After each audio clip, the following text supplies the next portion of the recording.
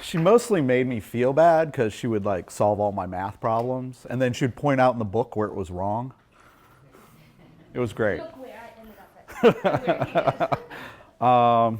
So it's great to be in Ann Arbor. I've never been here before. It's a pretty cool town, and awesome weather. So quick history. I left Maryland. I went and did my PhD at IIT. Spent some time at Georgetown teaching. Became very unhappy with academia, mostly because I never saw any of the technology affecting real people's lives, and that's kind of what excites me. Went to AOL, spent 6 years there as the chief architect. Went and started a company called Surmise. We did real-time search, summarization, sentiment analysis. Merged with another startup in 2008. And that startup was called Twitter at the time, so there was about 15 of them and 5 of us.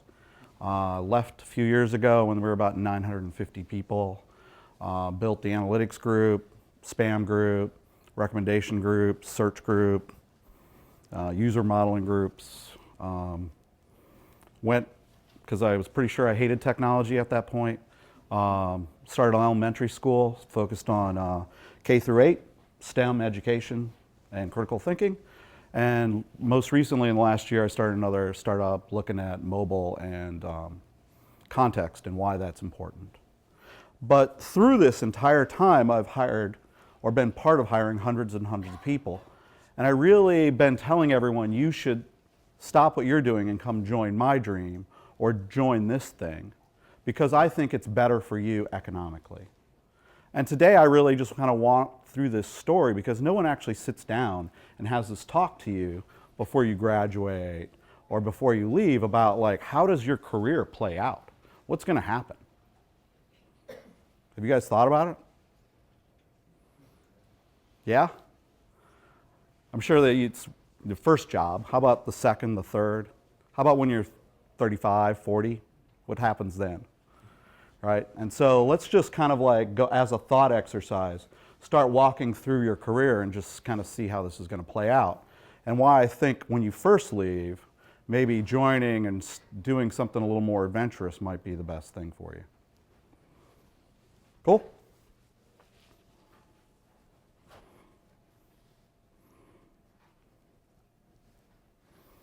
So,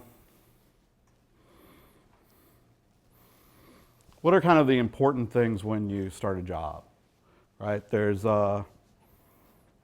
in terms of making money, you're going to get a salary, you're going to get promotions, and you need to save. And why are we saving money? We're saving money because at some point in the future, we're going to want to retire, right? Pretty straightforward.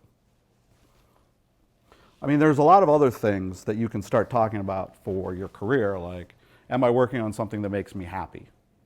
Personally, technology makes me happy. I can't imagine serving fries or something else. Like, for me, like building stuff really makes me happy. Other people will make other decisions about what makes them happy. And today I'm just going to talk about software engineering, but I think if you take the money and transfer it to whatever other field you're in, whether it's engineering or even, I don't know, whatever other field, I think you can figure out the same thing.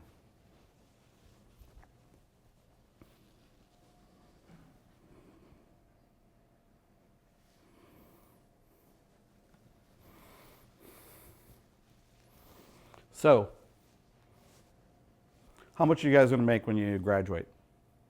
Have you guys started looking at all the companies? I'm sure like a bunch are already recruiting off campus. Have you guys thought about that? I see smirks.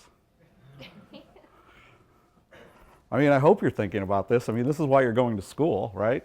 Didn't your parents my parents beat it into me, this is why you'll go to school, like, so you can get a good job. Okay, so you're going to get your first salary or your first job. How much should you expect for raises? Blank? I had this one engineering manager who worked for me, and he used to have this saying. He was like, I want to hire great engineers, not good negotiators. And I think this is great, but it's also flawed that you are the one person who's running your business, the business of you. And your job is to bring in money so you can feed your family and your kids and have a great life, right? So you need to think about these things. Like, this is paramount to you. Like, we kind of laugh and joke, but like no one sits down and thinks about these things, especially in engineering. So how much is enough for retirement? We're going to walk through it. I mean, I've got my own thoughts. You know, it's more than you think. But let's go through that. So let's look at software engineering. I don't know if you guys can read any of this stuff. So at the top is the median software engineering position is 90,000. National is 73,000. Shocking? No. Of course, all you guys will make more, right? Why? Because you're better, right? Let's look at like. This is with the bachelor's, master's? This is everyone. Everyone put together. People with a PhD usually make a little more, 15, 20K more. Masters, maybe 5K more. After 5 to 10 years of experience, all that washes away and doesn't really matter. How's that? So they sampled 4,000 engineering jobs at Google. You know, everywhere from 78 to 215,000, probably because they're worldwide. Some places just don't pay that well. Mountain View, places like that are going to pay more just because it's more expensive to live. Facebook around 117. MicroStrategies, I don't know if you guys ever heard of that company. I just bring it up because in DC that was a big software engineering one. And you see that their median is around 88,000. Not great, but you know, comparatively, it's okay. Right? It's about what everyone expected. Yeah.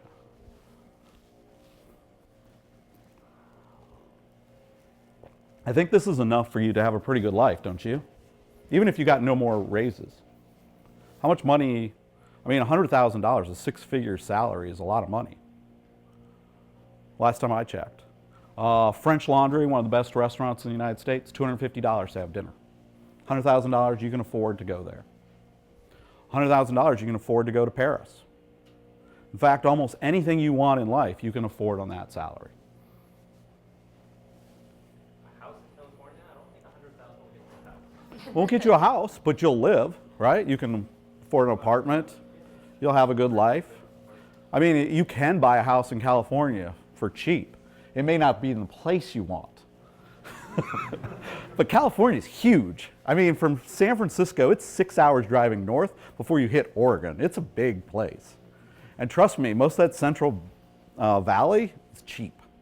I mean, 20K, I think you buy like a 2,000 square foot house. So do you know where these people live? This is all over. This is nationwide. This is all over the United States.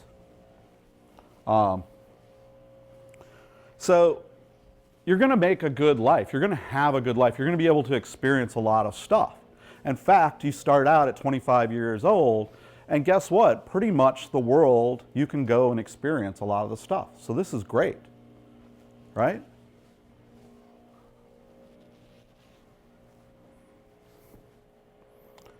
It's slow for going to the next slide. On average, you should expect about a 3% raise through your career. And what I'm plotting out here is two graphs. One is, well, they're both about how your salary starts from 22, and by the time you wanted to double that, you're about 42 years old, 37 years old. And one is for males and one's for females. Females end up capping out around 39 years of age in terms of salary. I think that those kinds of things will go away in our lifetime. Like, I just think that this gender inequality is BS. Like, women I've seen work twice as hard as men. But those things will go away. I think the big thing that affects this graph is women leaving the workforce to go have kids or do other things. More shockingly is at 48, your salary is going to get capped. Why is this?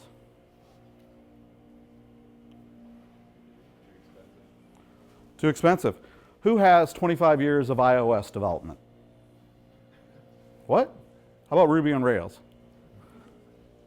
Oh, because there's no technology that actually lives that long. So now, at some point, you actually do become too expensive. Are you 2x? Are you 5x? Are you 10x better than the guy coming out of school? Maybe you have a little more experience, and that counts for something. But I'm not sure at what point does this really cap off. And you can look at this graph and see this is for a lot of different industries. It just caps off because you're just not worth it. I'm sorry, you're just like, some guy walks in and goes like, I want $500,000. You're like, why? Because I've been doing this for 25 years. You're like, you know, I'll just go hire 5 of these other guys. Right? You're just like, okay. I mean, you guys are smart. Are you saying the next generation isn't smart too?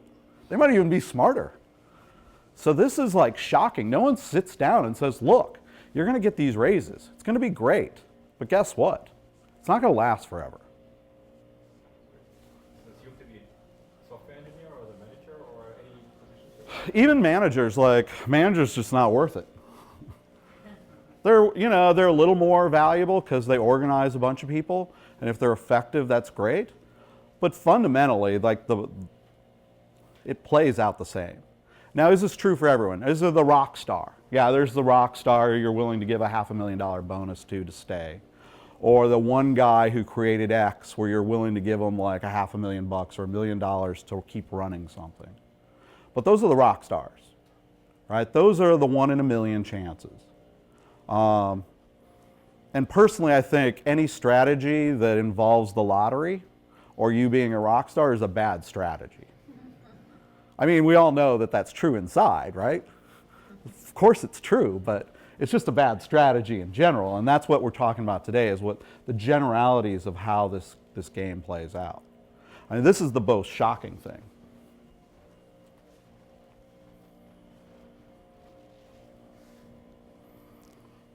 So, you start out, you get paid, you're going to get raises.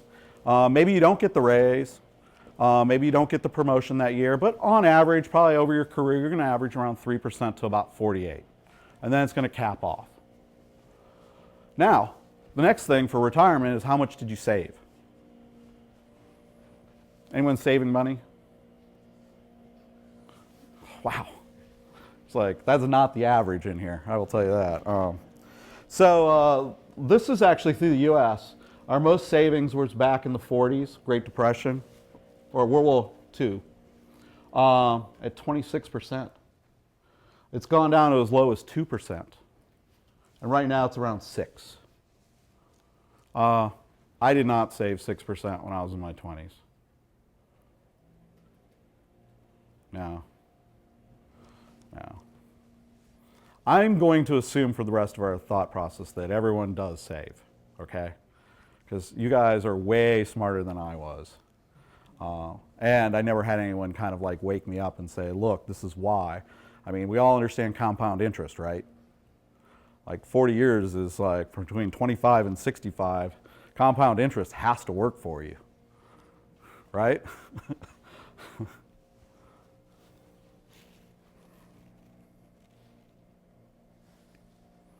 So let's just have like a thought experiment. Say you make 100K. You guys will at least make that. Maybe even more if you move to the Bay Area or New York, just because of the cost of living. You're going to start at 25. We're going to assume 3% raises every year till 48, at which point your salary is going to get capped for the rest of your life. And you're awesome, so you save 10% of your salary. And you're going to get a 4% return. Why 4%? Guess what? If you sit down with high-end financial advisors, they're around 4%. You can't have all your money in the stock market. Long-term stock market might be 8%. More recently, it hasn't been. There are a lot of financial fees and other things in play. You're not going to have it all in stocks. So you have stocks and bonds. 4% is a good long-term number to use. Make sense?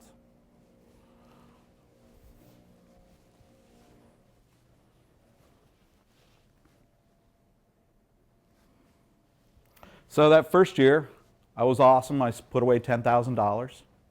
And now I retire at 65 years old, and that 10,000 became 46K because of compound interest. Woohoo!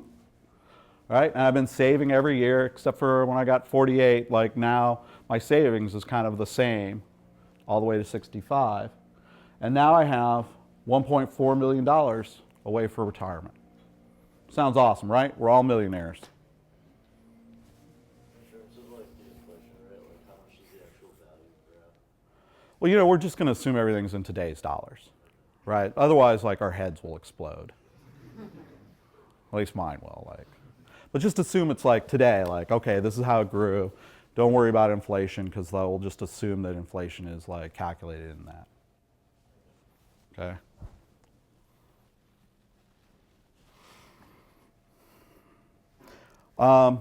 You're making about $200,000 a year now at this point, by the time you retire. So what other parameters are changing with our lives?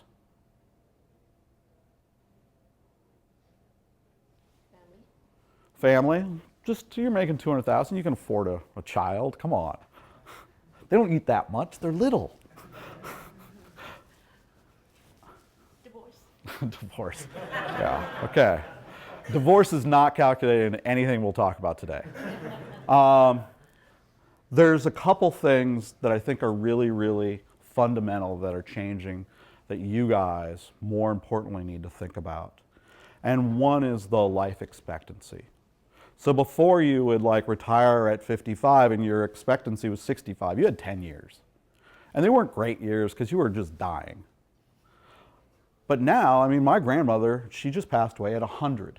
She took care of the farm until she was 99 years old. I mean, that's work every day. I mean, it wasn't much work at the end, but you know, it's still. So the probability of us living to 100 and having a far more active lifestyle is just there. I can't imagine a future in which we have 75 more years of like medical improvements and we don't live longer. Can anyone else imagine a future that's different than that? Yes, no, Armageddon. I don't know. I don't know. Like, see, like this is like gonna play out. So let's just see how this plays out. So there's a great tool from Vanguard, and what you can do is you can put in how much money, how many years. So I'm 65 years old. I'm gonna live to 100, obviously.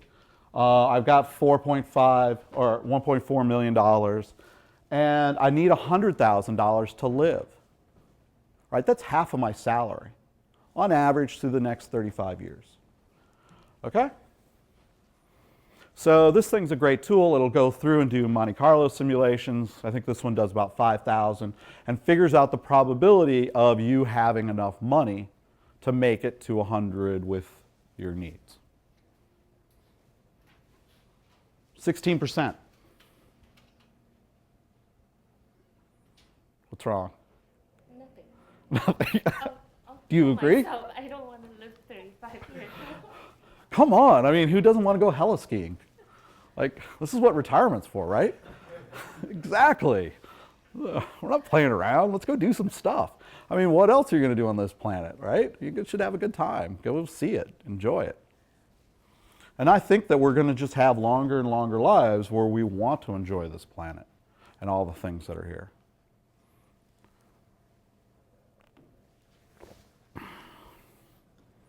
Great. What else could we do? Because that's not a great thing. What if I say, you know what?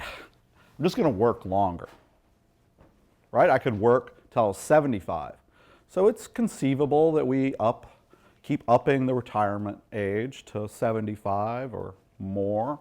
Why? Because people are living longer and we need them to keep working. Again, like, you're not going to be making any more money. But this is great because that 10K became 68K. We now, over 50 years, we have about $2.3 million.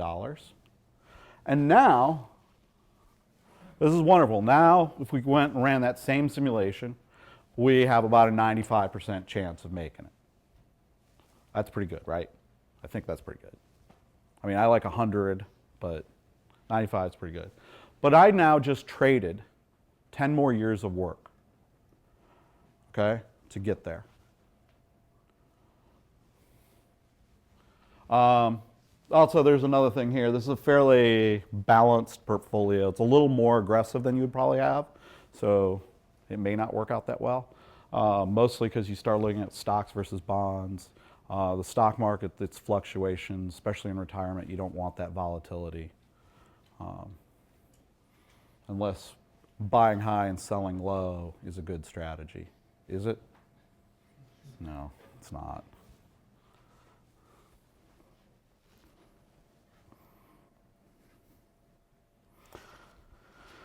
So the question I keep asking myself is like, okay, now you had a 50-year career. Did it all work out? Right? Promotions, raises, saving. What if you didn't save enough? What if all of a sudden you stopped working or had to stop working for, I don't know, take care of a sick mother for 2 or 3 years? How does that start to affect these things? What if something happens to the market in general in which you're not even getting 4%? What if you couldn't save I just don't like any strategy in which I had to nail 3 things for 50 years straight. I'll screw up. I mean, I was explaining to my daughter the other day, she was like, I was going through her math and I was like, look, you just made an error here. And she's like, ah. I was like, look, we're humans, this is what we do. 2 plus 2 eventually equals 5, right? I don't know why, it just does. But any strategy in which I have to nail everything for 50 years is pretty tough. No? Yeah. I also think that working longer to save more, all I'm doing is trading like part of my life in which I could be doing a lot of other stuff, and that doesn't seem great. So there's a guy who works for me and he's like, hey, you know what? Let's think about the thought problem this way. If I need 0 money to live, then I could retire anytime, right? I'm like, true. So he's like, well, I'll just save 30% and I'll live frugally and not live on my salary. Now this is a valid strategy, right? You could make $100,000, get all this stuff. You could put away 30% of your salary every year, and you could be very frugal and not go out to nice restaurants and not go to Paris on vacation and not go heli skiing. And I think that that's a perfectly valid scenario. I just don't think it's a great one if we think about the world as a place in which we're going to go have experiences. I just don't see us wanting to deny ourselves the experiences of the planet and all the amazing things that are out there. I want to go try that amazing chef. I want to go see that, mountain somewhere in Kenya. I want to go do all those things, and I think everyone else should have those experiences as well. So maybe that's great for you. Maybe this is how you're going, your mental exercise when you plan out your career, but you're going to be very cognizant of it. What else could we do? Startup. I paid her $1. It's great. It's great.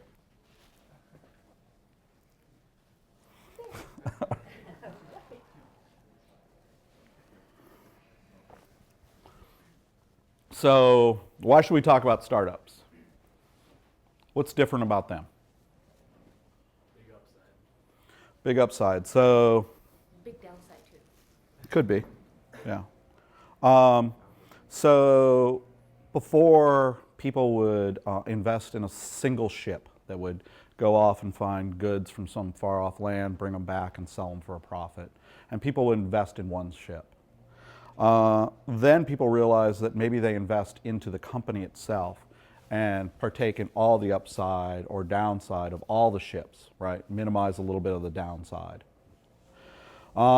We've seen this kind of continued kind of investment into companies because the growth of them helps us all out. And if you sit down and look at which companies actually have the greatest delta and change of economic difference, it's always going to be a startup, right? Can you double a penny? Awesome, 100% growth, right? But for like Apple or Google to have 100% growth, that's tough. Like those are big numbers they are making. Like doubling that is really hard. So if you're going to start looking at where the greatest economic like delta is ever going to occur, it's going to be in a small company. Just, you know, doubling a penny is way easier. What else? So the population is now growing. We'll be at 8 billion people by 2020. By 2050, we'll be at 9 billion people. If you look at the economic state of the union, anyone familiar with Bill Gates? Bill Gates Foundation? So the Gates Foundation, every year he puts out an annual report where he looks at a lot of these things that they're working on and other humanitarian ones. And if you look at the average salary or economic like value of a family, it's been going up, especially in third world nations. People are living longer. All this is great because the entire world like is getting a better place despite like all the bad things we hear.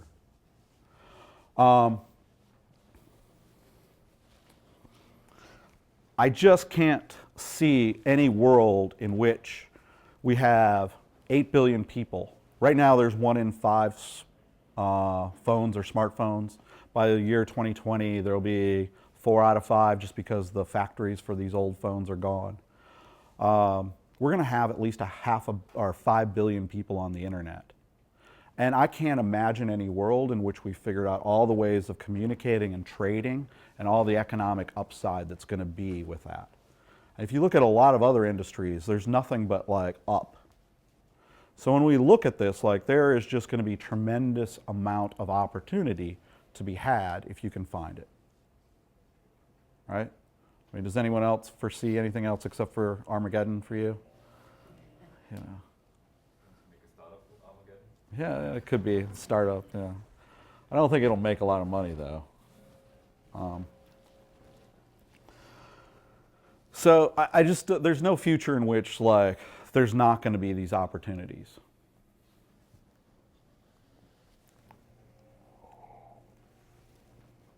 So why wouldn't you join a startup, right? And in the past, it's been because of uncertainty.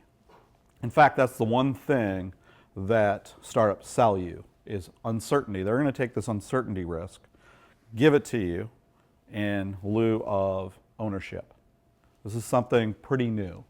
Before they would have where companies share in dividends or profit, but this is actually like ownership, and this is a pretty new phenomenon. What is it? Can you elaborate? What is it? Ownership. So you have a part of the ownership of the company. Yeah, we'll get into some details. Not too many, because just enough. And so what they're doing is trading this uncertainty of the future of this company, right? Microsoft's going to be around next year, 2 years, 5 years, right? Like there's no future in which they are not around for that long, right? Look at how long it's taken AOL to go down, right? At one point they dominated the entire internet. It's still around, still a big company, billion-dollar company, couple billion-dollar company. So what are the other risks? What if like, so there's the uncertainty of like this company may not be around for 5 years, but most people, the average engineering job, how long? Do you guys know? How long will you stay at an employer? About 3 years, yeah. Argue between 2.5, 3 years. Most people move. Right, so 5 years, who cares? Right, it's not even an option. What other things? Healthcare, right? Healthcare is like almost a given now for any startup. What else? Well, this only applies to some people, but maybe immigration status. Immigration status, you know what, a lot of startups will support you, pay for that stuff. Yeah, I think like right now the immigration policy, especially for green cards, is horrible in this country. I just call it like there's 2 forms of slavery still left in the country, PhD program and the green card process, which I think is horrible. Shh. Oh, they weren't supposed to know about that? Looking at it. They're all looking at you. I think there's one other that one thing we should talk about, 401k matching. A lot of employers will pay for this. I think this is a trend that's going away. If you look at pension funds, for most companies, they're almost gone because the company's not around forever. B, they all went, bankruptcy because of these stupid ideas. Did you just say 401 is Well, going no, away? no. Well, 401s are actually becoming on a decline. So most companies won't let you participate until you've been there for at least a year. Less and less companies want to do it because they're trying to find other ways to incentivize people to stay. But 401 is probably one thing that companies also have, more established companies. Startups may or may not have.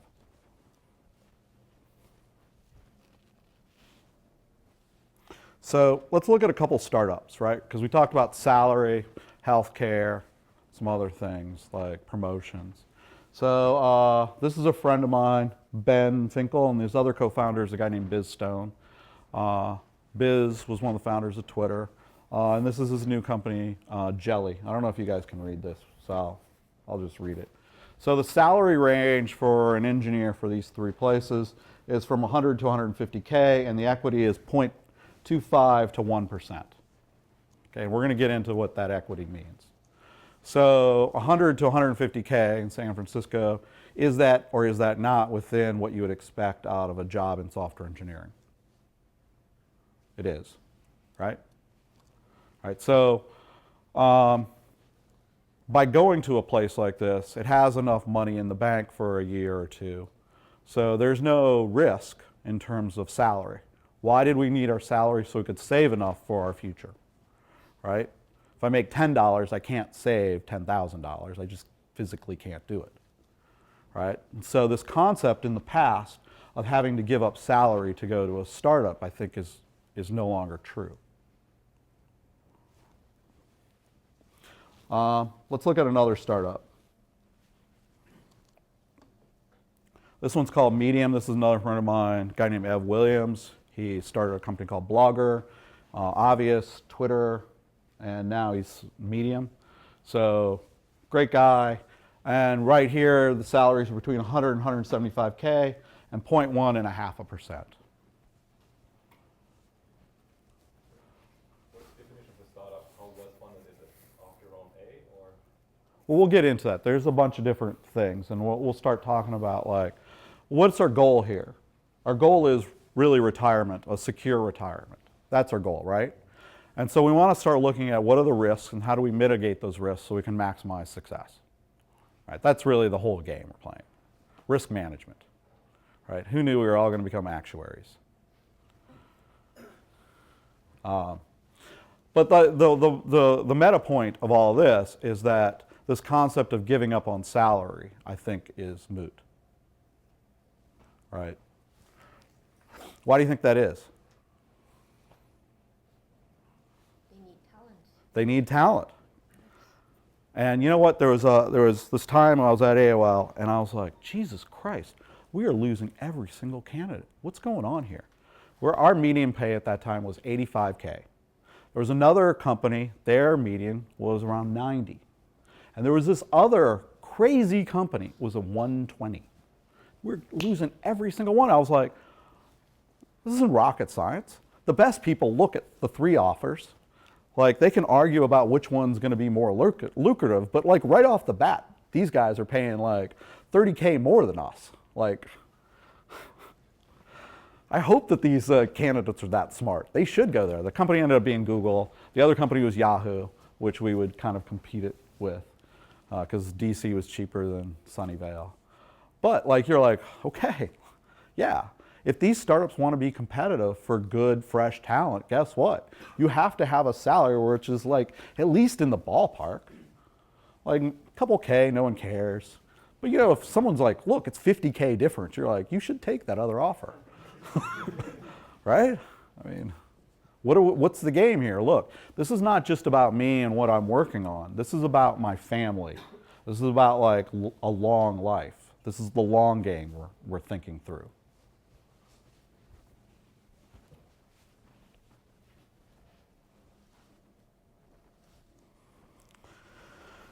So we talked about equity, right? This is the first time, in the recent passed in which equity is now given to employees in which they are now going to share with it.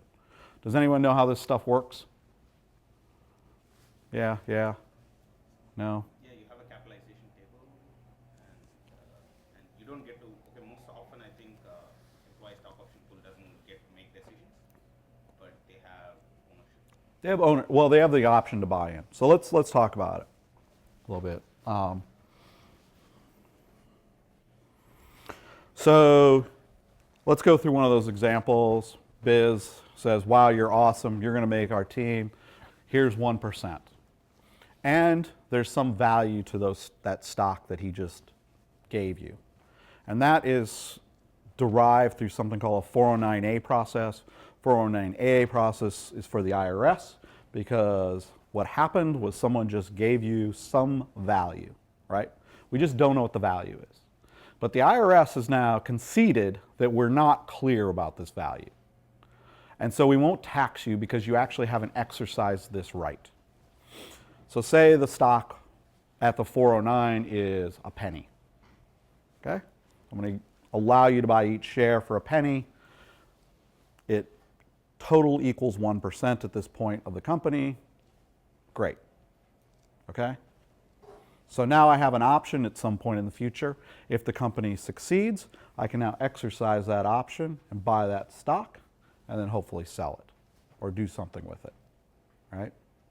We won't get into AMT tax and all this other craziness that can ensue in early option exercising because it becomes a quagmire. And yes, these options are cheaper than the preferred rate because of voting rights and other issues, but let's ignore all that stuff for now, right? Simple. Company says, here, we're going to give you the option to buy equity. It's cheap. And at a later point, if this company goes up, you want to exercise it. Why? Because now it's worth something. And it's great because you don't have to get any taxable event because you haven't exercised it. It doesn't exist. That's how the IRS is like resolved that they won't tax you.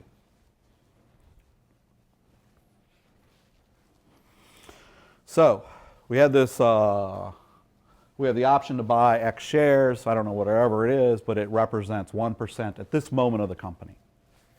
So when, okay, go ahead, I'll let you. I think that answers it. The company now needs to raise 2 more rounds of funding. So each time that we do this, we're going to sell 20% of the company, right? So we issue new stock. But every time we do this, we're now going to also add 5% more to an employee stock option pool because we want to hire more people. We're growing the company, right? So we've done this twice. Now at the end, someone comes in and says, you know what, we're going to buy this company for $100 million. We had 1% of the company. Now they've issued more stock, so we've been diluted 50%. So that 1% is no longer represents 1%. It represents 0.5%, but the value of each share went up. All right, this is why I tell everyone, don't worry about the size of your pie. It is only going to go down. Right? There's only one direction for it. I'm sorry. It's the value, is the value going up, and that's what you should be thinking about. Yeah, we got diluted, but who cares because the company's worth more money now, if it all works out. So now, that single event, if we now sold all our shares, we would have about $500,000. Right, minus whatever that strike price is. Say it was $20,000. That's still pretty good, right? Uncle Sam comes in and they take their cut. And I'm just going to estimate that Uncle Sam and your strike price is about half. So you walked away with a windfall of $250,000. Right? Still, in my book, a lot of money. And you put that money in, and say it took you 35 years old. You put it in the bank, forgot about it. Now, we do the same calculation. We go to 65 years old, we now retire, we say, okay, how much money do I have? I have about $2.2 million. Notice it's like $100,000 less than me working another 10 years before. But I've now got another 10 years of retirement to go off and heli-ski and climb mountains. But now I have, instead of a 15% or 16% probability of being able to retire, I have a 75% chance.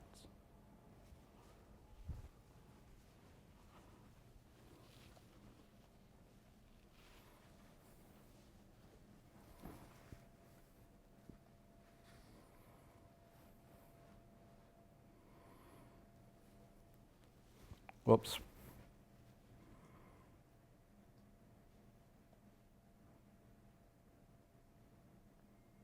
Hold on. There you go. Oh, and if you retired at 75, there's zero chance that you don't have enough money. Right? So every year you actually improve that. So maybe you don't retire at 65, you retire at 67. You're still good. Like, What's the assumption of what you do after that startup? you just keep working. You just have a job, but you don't have to worry about it. You're like, One-time event. one-time event. Okay. That's it. In fact, I think this is how it works out. Join a startup, you're 25, you work for it for 3 years, fails, you go get the next job. It's about what you were going to have for a job anyway. Go to the next one. Work for it for 3 years, fails. You're still getting paid, right? You're still saving. You go to the next one. You work there 4 years because this one actually pays off. So you're 35 at this point. You get the windfall of $250K. Your life is good. Right? If the money's more, great. If the money's less but earlier, still great. Right? You can kind of see how this plays. I love it because it's not rocket science. So you're saying there's absolutely no downside? I don't think there's a downside. I mean, like you don't want to. We'll talk about like what the downside is and how to minimize it. So what about the money you're putting into buy equity? You don't put any money in for the equity until there's a guaranteed payout. Right, and then it's obvious, right? For $500,000 for you to spend $20,000, would you do it? I hope. Like I would do that all day long. Right. So that's why the IRS has set it up that way. Like there's no tax to you. There's no outlay of capital. What about these sort of large companies that are trying to compete for talent with startups? So think about Google, Facebook, right there. So the GSUs, RSUs, they give you a stock grant, but it's taxed just like income. So maybe it works out, maybe it doesn't. I don't know. I think you can look at those companies and not assume that there's not going to be any hyper growth. I mean, for Google to double their cap, the value of that company is just low. Sure, I mean, but there doesn't need to be hyper growth, right? With Google, and it's not hard to get 250,000 out of Google, right? After X number of years. On Okay, equity. maybe. Yeah, but wouldn't you be getting that? Aren't other people paying that in salary? It's just another form of like salary. Right, but we're talking about like risk-benefit trade-off. Yeah. Right? Isn't there a little bit less risk to go to The way less risk. like Google than Yeah, way less risk. Yeah. So if you can get them to write you a $250,000 check or $500,000 check, you should do it. Right, because those numbers you presented earlier, I mean, just to play, just to kind of Yeah, I know. distract you a little bit, those are Glassdoor numbers, right? And those are base salary numbers, right? So they don't include signing bonus, stock. So signing bonus, most signing bonuses are between 10 and 30K, right? Especially in the Valley. There's a couple exceptions of like $100,000 signing bonuses that Facebook has done to get key people. They think that this person's amazing. They are going to do whatever it takes to get them out. If you can get those things, you should. If someone's willing to write you $1 million check, you should take it. Like that's my advice to you. Like, I will just say that they are very cognizant of what's going on in the marketplace, and they're gonna pay enough to get you, but guess what? So's the other guy, right? It's competitive. You can't have 4,000 engineers and pay them all an extra $1 million. It just like, that's a big number, right? I think. Even for Google, it's Right, even for Google, that's a big number. Like, it's a big number. So you just keep walking that through, and like, yeah, you hear about the one guy. There's also the guy who won the $100 million lottery. There's also people like Ev who has billions of dollars in the bank. Like these things exist, yeah. The rock stars, there's the Rolling Stones. There's like all these rock stars out there. It happens. It's going to happen to you. right? I just don't think like, unless you have that check in the bank, you should count on it. And even if you do, guess what? You're going to be spending more money in your life, and things are just going to kind of escalate. You can take this whole game and move it up a little bit. All right. By the way, I think living on half of your salary at the end is not great. Right? Maybe there's Social Security, but I don't know. Is Social Security going to be around in 50 years? I don't know. I mean, just to follow up, because like in general, I'm leaning towards a startup, and I think one of the main reasons being is there's a lot of intangibles that you haven't touched on that are sort of benefits of working in a small company where you have bigger impact. We're going to get to those. Oh, okay, cool. Thank you. I'll pay you $1 later.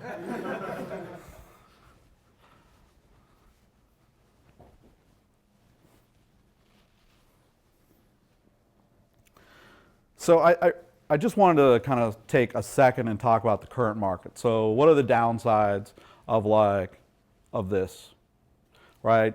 Are companies actually getting funded, and are they succeeding? The next question is, are those jobs, do they even exist, right? Those are the next two questions. Because I'm saying, look, if you can get the salary, like maybe there's not the downside there. We'll get to the intangibles later, because I think those are super important.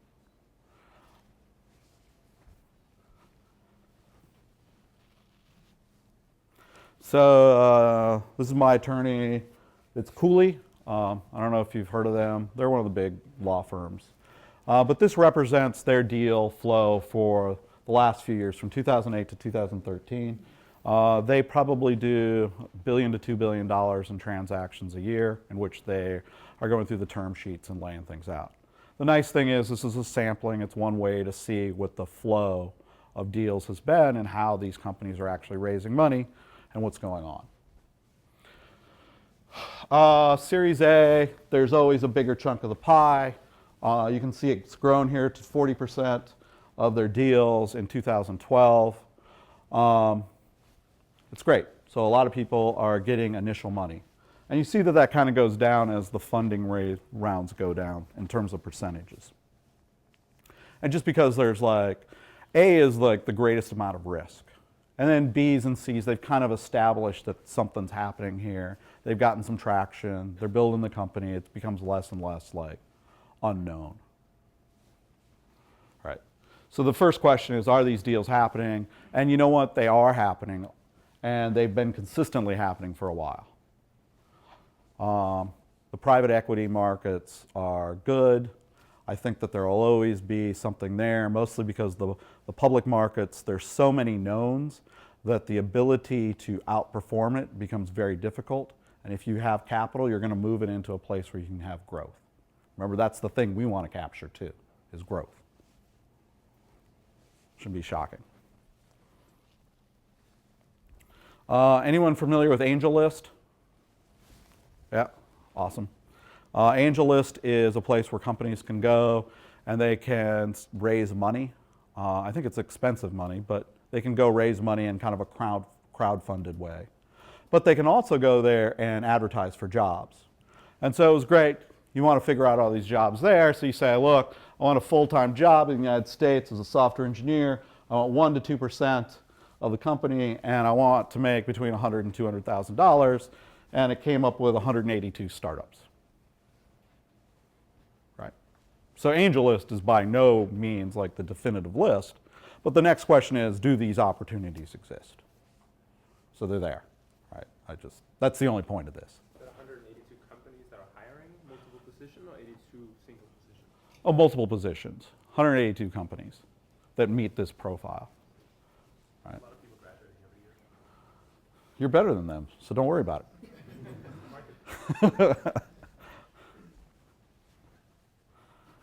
All right? That's why you came to the school, right? It's going to make you better.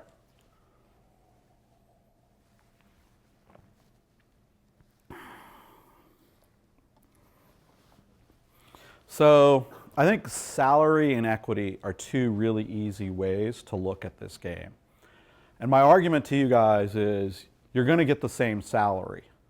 So if you can start also getting this other card of equity in which there's going to be a lot of growth into this company, then fundamentally I don't know why you wouldn't get this lottery card. Like, you're 25, 30 years old, like, there's no downside, right? The hours are quite different from like another job. You know what? I guarantee when you go to Google, you're going to be putting in some hours. You go to Twitter, and I can absolutely guarantee you're going to be putting in some hours. Like my forehead, I've fallen asleep on my keyboard so many times. I think it's a matter of, and you'll get to this first, like what you value, right? Right. Well, so I value building things I love consumer. I love building things for people. So I don't see this as really a job. I do believe in the work-life balance. And I think most of these places you can achieve it. Even in startups. Like I've got a startup and I make sure like everyone's got a good work-life balance. It's important, totally. But you should work hard. I expect nothing less than 182 hours a week from you. But which you get to pick your own hours, right? Right. They may be a lot of hours when you're asleep. So let's just take a couple minutes. I don't even know how much time I have. Do I have time? Yeah, maybe wrapping up 10 minutes. Yeah, we're getting there. So let's look at some of the intangibles, because I think that's a great point. Like the intangibles are the things we can't actually go measure. Like how do we put a value on free coffee? Right. $5. I don't know. Early days of Twitter, we had all kinds of crazy stuff happen. Like you would just have like people show up and just play. Like Emojin Heap one day showed up. There's like 20 of us. We're sitting around. She comes in. She's like, "Hey, I want to play my new CD for you guys. Like, how's that?" What? I emailed her like 2 days ago. Yeah. Yeah, she's working on these sweet gloves, and I'm working on these sweet shoes that the other gloves do, but she doesn't have shoes yet. So, Nice. yeah. Yeah. It was totally bizarre too because she put in her CD. It was weird. She had a CD, and she sat down and we all listened to her music together. It was like bizarre. So let's talk about how do we actually start looking at this. So the intangibles. I think the first thing to think about is I talked about my happiness of building consumer stuff, right? Some people just don't. They like building other things. And I think the sector is number one important.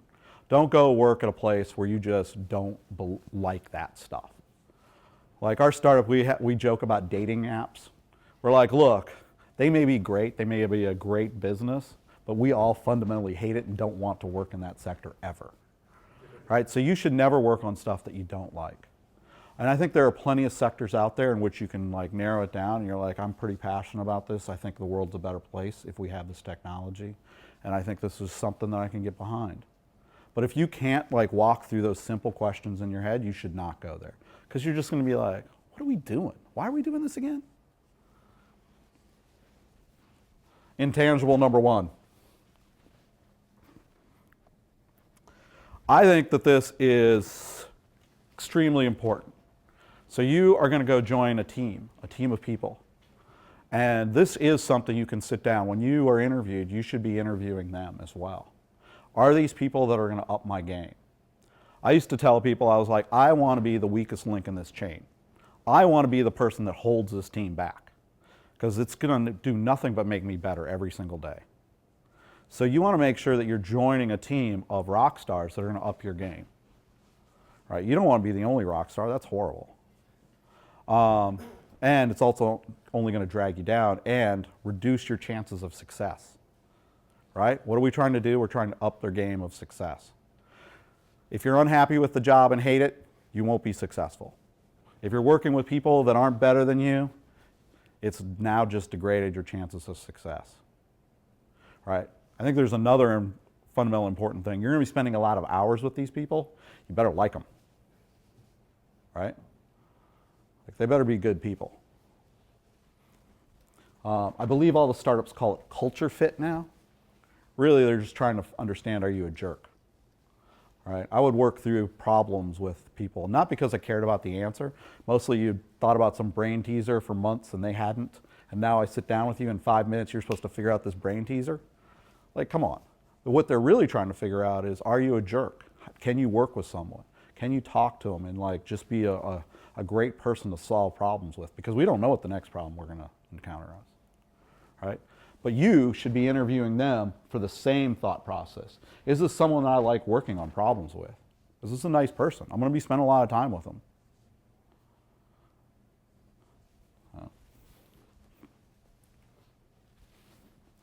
Funding. So this is something that we can start looking at.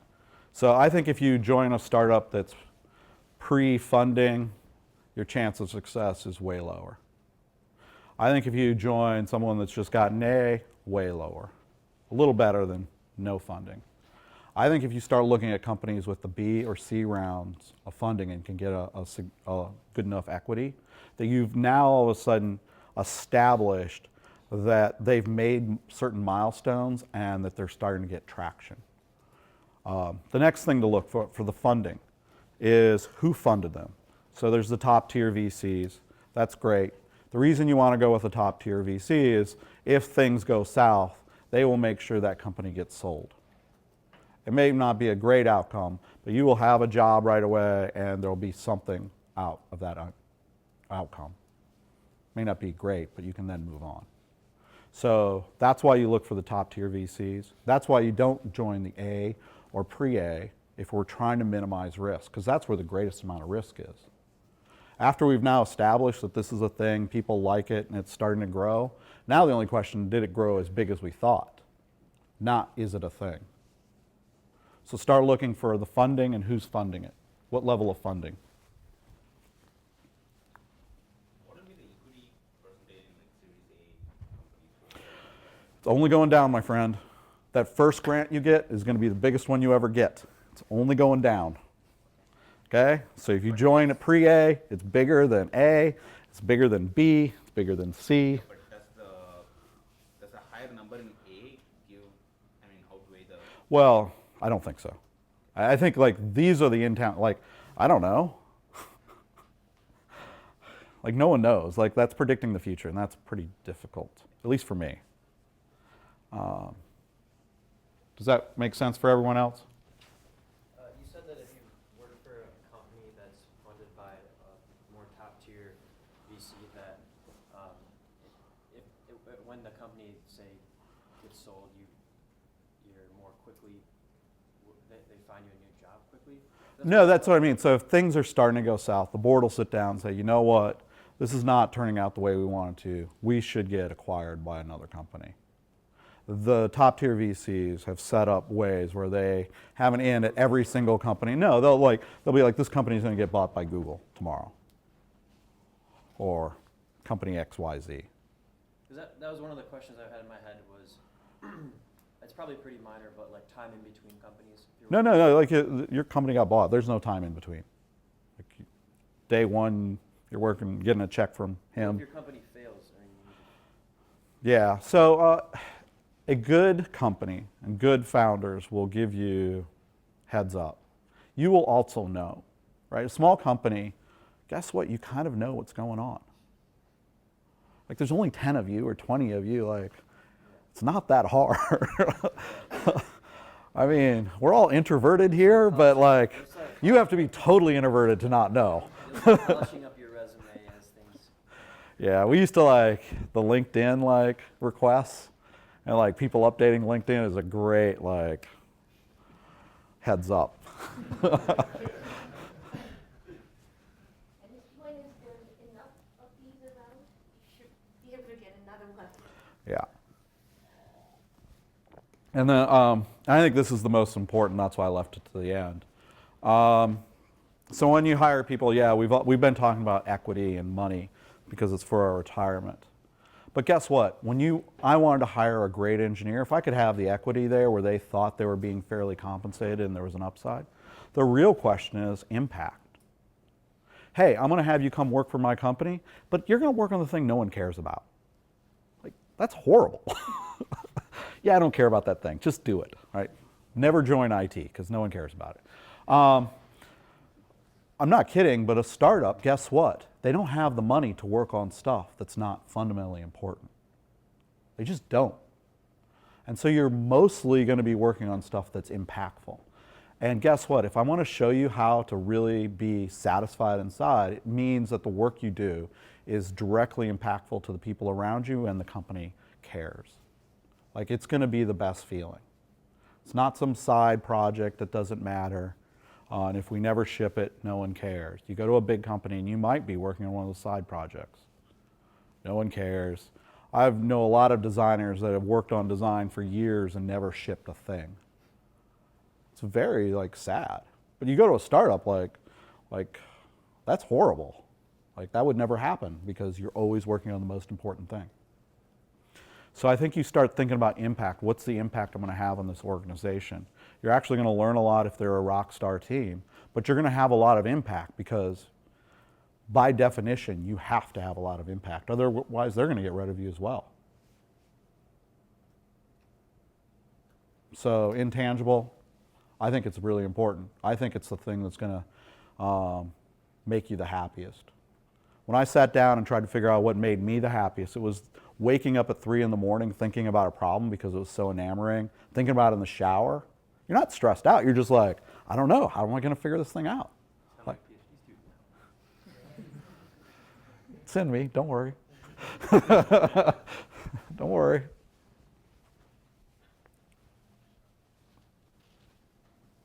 So, I'm just. I have one quick question. When you're talking about the for funding and things like that, and like different sectors, or not just different sections, A, B, C's. What if you were thinking about starting your own? How Well, does that's that a play? way deeper. That's like I remove that because, A, the risk is high. I mean, I've done it a few times, so clearly I'm not very smart. In fact, like, I started this one and my old partner looked at me and goes, "Do you not remember how miserable we were?" I was like, "Yeah, but it's different this time." It's not. It's still hard. It's tough. That's a conversation not for here. Like, I don't know. I can't tell anyone not to go follow their dreams, especially if you can like eat. But it's tough. It's tough. And today's talk is about how do I minimize risk? How do I maximize for 75 or 65 and maximize the chance that as I live longer and have a more active retirement that I can actually achieve that goal. Because when I came out of school, I was like, okay, promotion, thinking about that, but I was never thinking about what's the 50-year game? What's the 40-year game? So never join a company you're not passionate about what they do. Never join a company where you're not working on something that's fundamentally not important. Never join a company in which you don't like the people, because you're going to be spending a lot of time with them. And never ever join a company in which the founders are in it for a quick flip. They're like, oh yeah, we're just going to do this thing and then we're going to sell it. Like that, don't join those people. It's the biggest red flag. The majority of them fail because they're not thinking big enough. They're not really trying. And generally in those deals, the only one that makes money is the founders or VCs and not you. It's a longer discussion. Your stock hasn't vested. You've been there 3 months. They flip it. You get nothing. They get the money. It's great.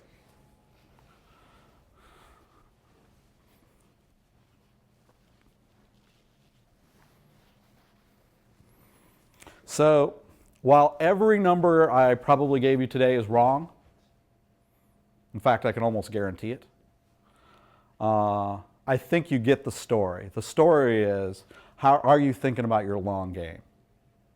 Right? How does this play out?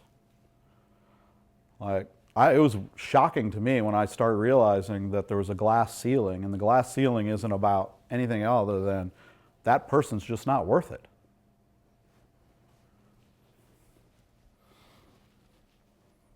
We're living longer, and I think you're going to have a more active life, and I think all of us are contributing to the economic growth of the planet, and we should share in some of that economic growth.